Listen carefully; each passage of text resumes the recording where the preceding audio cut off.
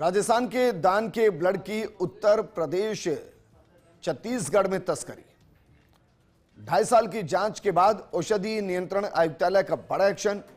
DC Ajay फाटक ने चूरू के शेखावटी ब्लड बैंक का लाइसेंस निरस्त कर दिया। 2022 में सामने आया था निजी ब्लड बैंक से रक्त की तस्करी का सनसनीखेज प्रकरण। जांच के दौरान यूपी और छत्तीसगढ़ ड्रग कंट्रोलर से पत्र भेजकर मांगी गई थी सूचना। यूपी से मिली रिपोर्ट में जिक्र है जिन 4 ब्लड बैंक को पीआरबीसी सप्लाई की गई वहां नहीं मिला ऐसा कोई रिकॉर्ड, जिसके चलते उन्होंने माना कि पीआरबीसी की तस्करी हुई है। इसके अलावा छत्तीसगढ़ से मिली रिपोर्ट में भी लाइसेंस की तरफ से गलत जानकारी का जिक्र है।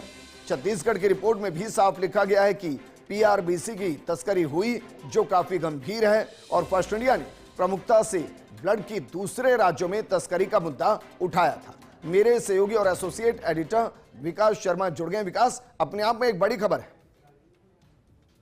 हाँ देखिए, बिल्कुल विजेंद्र, राजस्थान के जो निजी ब्लड बैंक है वो लगातार सवालों के घेरे में है। हाल ही में अभी शाहपुरा के अंदर भी इस तरह का मामला सामने आया था, जिसमें कि बड़े स्तर पर जो ब्लड है उसकी तस्करी की चीज सामने आई थी। उसके आधार पर सवाई माधोपुर के ब्लड बैंक का लाइसेंस भी रद्द किया गया था। इसके अलावा अन्य कई अस्पताल जो ब्लड बैंक है उनकी भी भूमिका संदिग्ध पाई गई थी। ऐसे ही इन मामलों के बीच में बड़ा मामला करीबन 2.5 साल पहले 2022 के अंदर फर्स्ट इंडिया ने प्रमुखता से उठाया था।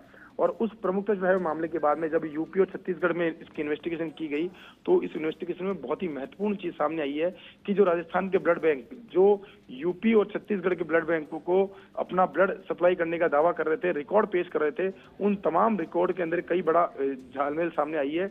यूपी और छत्तीसगढ़ के ड्रग कंट्रोलर ने अपनी तरफ से जो रिपोर्ट भेजी है उसमें साफ जिक्र किया गया है कि यूपी के अंदर जिन 4 ब्लड बैंकों के अंदर पीआरबीसी की सप्लाई की जानकारी दी गई वहां ऐसा कोई रिकॉर्ड नहीं मिला, यानी कि उन ब्लड बैंकों के नाम पर ये ब्लड जो है वो कहीं दूसरी जगह तस्करी किया गया है, जिसका रिपोर्ट के अंदर जिक्र किया गया है। कुछ ऐसे ही रिपोर्ट जो है छत्तीसगढ़ से भी राजस्थान को मिली है, जिसमें कि साफ जिक्र किया गया है कि लाइसेंसी की तरफ से गलत जानकारी दी गई है।